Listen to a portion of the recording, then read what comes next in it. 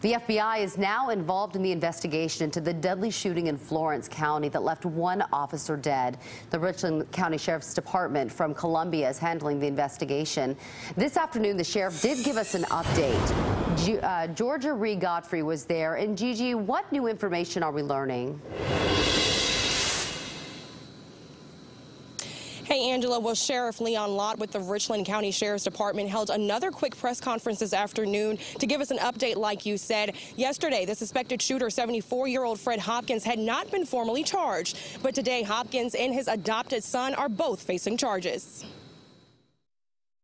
Richland County Sheriff Leon Lott started Friday's press conference with a request. I want to begin by asking everyone to please continue to remember these police officers in their prayers. We still have officers in the hospital that are in critical condition, so we still need lots of prayers.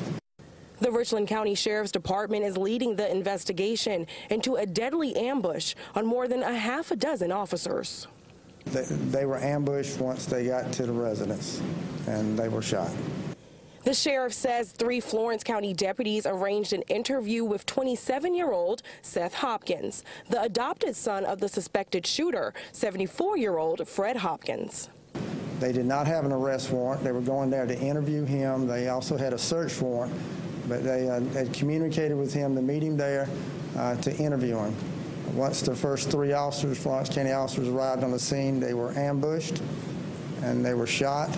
And then the responding officers were also shot. Florence police officer Terrence Caraway didn't survive his injuries. A memorial in his honor is still the center of public mourning and support in Florence as the community tries to heal from the tragedy. Now that we notice with officers and even with the community, grief is setting in, and there's a process to suffering and working through this trauma. There could be depression, there could be anxiety.